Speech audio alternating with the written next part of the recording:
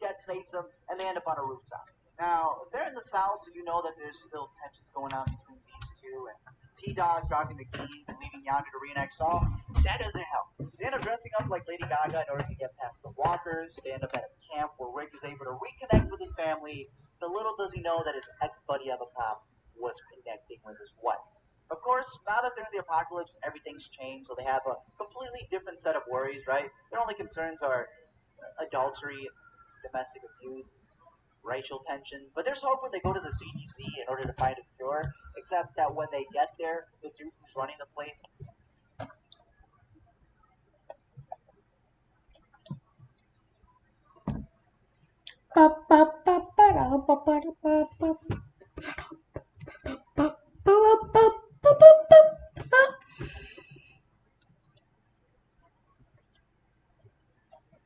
He's trying to pull a Desmond from Lost, and he wants to self-destruct the place. When AMC's like, whoa, we're gonna milk this show for all it's got, and they allow the main cast to drive off and find another season.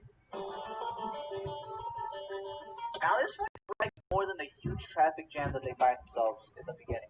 There are a bunch of videos out there on the production which you can definitely catch on how AMC pretty much just started pouring out the episodes, right? They fired Frank Darabont in order to stretch out the series. Honestly, you can tell. While they're stuck on the interstate, Sophie makes the dumbest choice of her life and randomly runs off the side.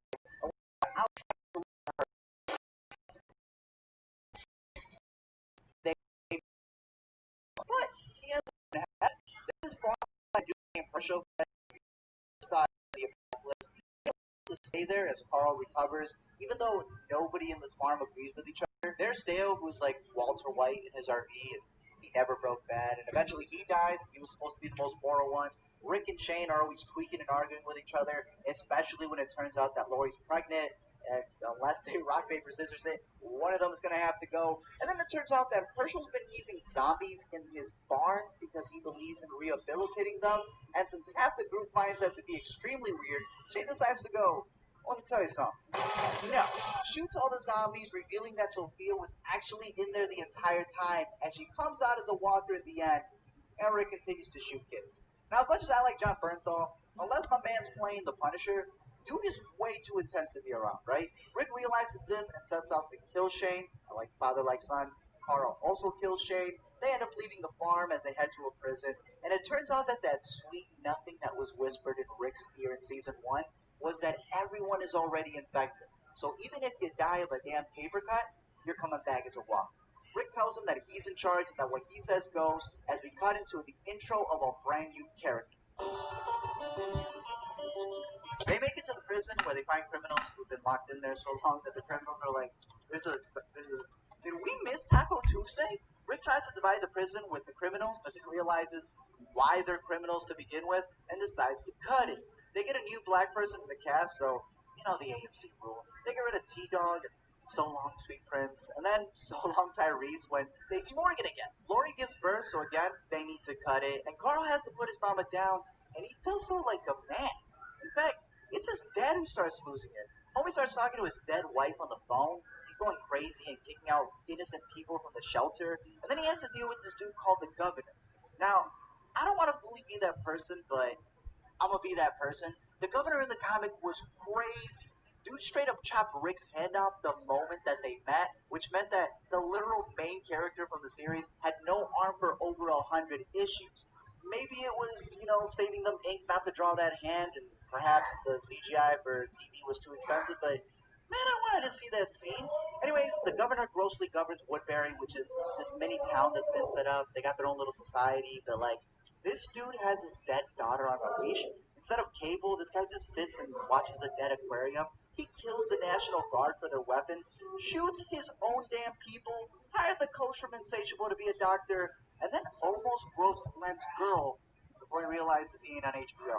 Merle from season 1 comes back without an arm, so I guess that was the substitute. Since he sees himself as his brother's daddy, he turns on the governor to help Rick's group before he himself turns. Michonne and Andrea also end up in Woodbury, and if you saw Breaking Bad and you knew how bad Skylar was, Andrea had always been worse during this time. There were so many scenes where she would just fall down. There was points where she was shooting people who were in her own group. She was always complaining.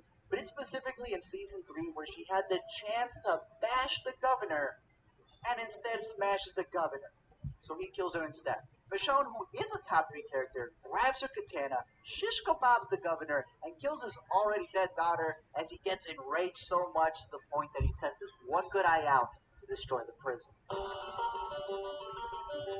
If y'all haven't read The Rise of the Governor, I highly recommend it. Even if you just Wikipedia it and read the plot, it's a super dope backstory about the governor. I think you're going to enjoy it. And it's the perfect thing to entertain you during the first couple episodes of this season because they're literally just being... I don't have to worry. It's not like anyone's does gonna return with a tank. Since he's been practicing a swing, he puts that swing in the daughter and then knocks over their fences so much to the point that he sets his one good eye out to show his splits the governor. And then the group gets split as all this chaos goes down. So now we got one storyline where Carl starts going through puberty while his dad hibernates. Daryl and Beth get super drunk on moonshine before he loses her and ends up joining a biker gang. Glenn and Tara run into this country group as he tries to find his wife. They randomly meet the Penguin a bit earlier, but the craziest one of them all is the storyline with Carol and Tyrese, who are taking care of these 2 sisters. And one of the sisters sees zombies as like pets, so she decides to turn her own sister into a zombie. Split as all this chaos. They have to mice and men her. Before they all get reunited after getting captured, Rick gets captured, and in what I think is one of the most sickest scenes of the entire series, Rick kills this dude by biting off his neck, which is completely ironic when you realize that the place that they're about to go to, Terminus, is full of cannibals. All of them are able to reunite as they get corralled into a boxcar and become dry-aged meat as they're cooped up in there like chicken run by the end of the season. Amazon Prime Day is back on October 13th and 14th. Save big on Amazon devices, home and kitchen, electronics, and so much more. For Prime Day, October 13th and 14th. Insurance Auto Centers, claims advisors, repairs, and rentals, all in one shop. So Carol comes in and frees them from Terminus with a couple of bombs that she just found, and thus they only have to worry about dead people eating humans, and not living ones. They meet Gabriel, who's a bigger punk than Judas Iscariot, since he left his entire congregation out to die. But then there's this other punk named Eugene who convinced these 2 to take care of him because he swore to them that he was a scientist who can find a cure as long as they got him to Washington. But alive. Not a scientist. Getting catfished even in the apocalypse? Now, a big part of this season is trying to get back Beth, who's in a hospital, and it turns out that she's the only one who doesn't hate Chris. But like all of her previous crushes, it ain't gonna go so well. She ends up getting shot, and the entire group ends up without hope in the middle of nowhere until a younger Kevin Spacey, who, as long as they keep a watch on Carl, they should be okay. Rick at first doesn't want to trust them until Aaron reminds him that he chooses to live as a gay man. Then they go with him to Alexandria. They're pretty progressive in this place as it's run by a congresswoman and everyone's actually doing okay. They're all nice. It's this little society where everyone's safe.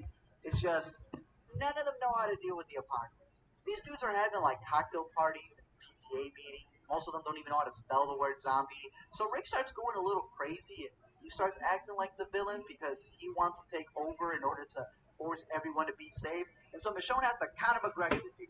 Town ends up setting up a meeting to decide whether they should kick out Rick or not, but because they couldn't even close the front door, Rick ends up pulling up to this meeting with a zombie, claiming his point that they don't know how to take care of themselves when a crazy husband shows up with a katana, trying to kill Rick, accidentally kills the congresswoman's husband by accident, and then Rick is given free range to take over Alexandria as it starts to fall apart.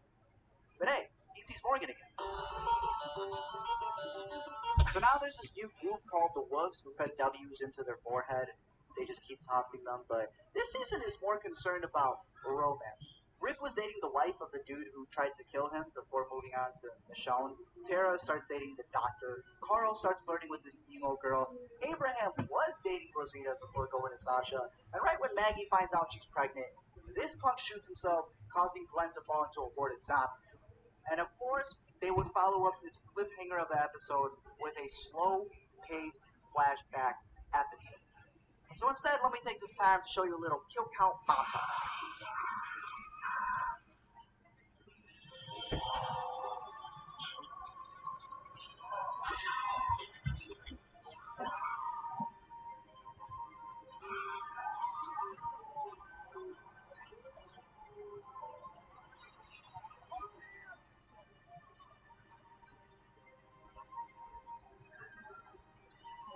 turns out Glenn didn't die, but pretty much everyone else dies as Alexandria gets run over by zombies. Carl loses an eye so he doesn't have to keep seeing all old crap. And as their souls start to deteriorate, they end up finding Jesus, who introduces them to another community called the Hilltop, run by this punk named Gregory, and another spot named the Kingdom by a dude who owns a freaking tiger. The wolves that turn into the saviors who are now the problem, and they seem to have goons everywhere. Like, they all pull that Spartacus thing where they all claim that they're Negan, the supposed leader of the group. They're causing these roadblocks.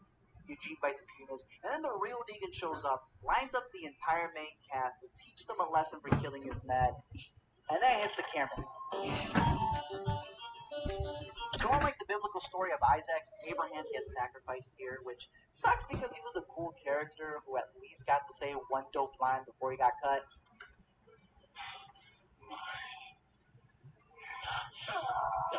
But at least, luckily, it wasn't like the comics where they killed the day one. No! I just pumped yourself so hard, your eyeball just popped out.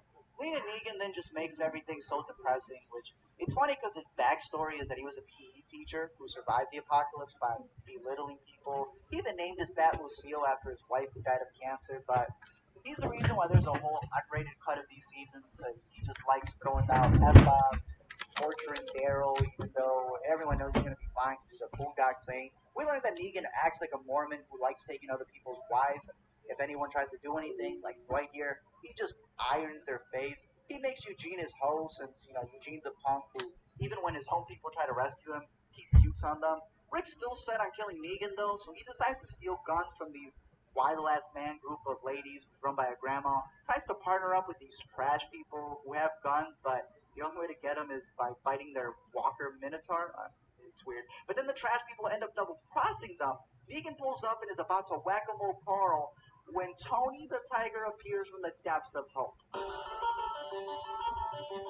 Now everything's an all-out war. For some reason, Rick goes back to ask the trash people for help, even though they screwed him over, and they screw him even more with this random GQ photo shoot instead. Carl gets bit because he wanted to save his medical students, and he ends up leaving letters for everyone, including Negan, since they randomly had a cooking show at one point. And then he exits the show so he can go play Fortnite. Meanwhile, Negan's going back and forth with his right-hand man named Simon, who played Trevor in GTA, so you know this dude is messed up. But they're arguing about whether they should kill all the humans or whether they should be using them as resources. And since Simon doesn't want to agree with him, Negan double taps X and kills him.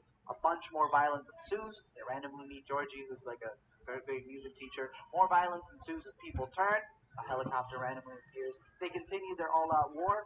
And there's talking zombies.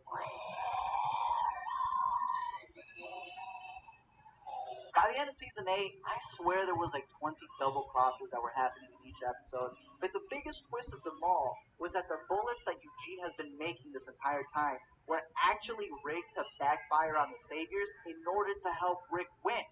So, I guess he was a scientist after all. Rick and Negan have a street fight, a Fast and Furious fight, and then the final fight where he slashes Negan's throat before second-guessing his options and giving Negan 25 for life instead. At this point,